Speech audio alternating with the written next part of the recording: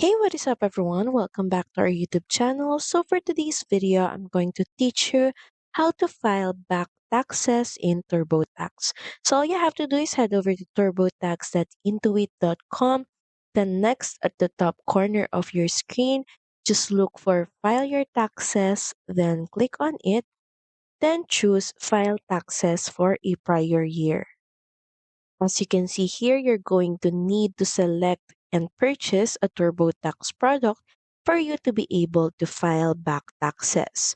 And from here, just choose the specific year in which you want to file the tax.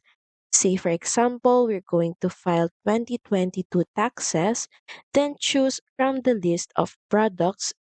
So once the purchase is successfully made, head over to your TurboTax Desktop application, and from there, head over to Files.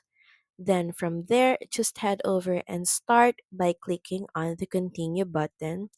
Just make sure that you answer or enter in all the details being asked and follow all the guidelines and instructions that TurboTax may give you. So that's pretty much it. Thank you very much for watching this video. I hope that you find this video helpful. And if you do, please don't forget to like, share, and subscribe to the channel. Now we'll see you again on the next one. Bye!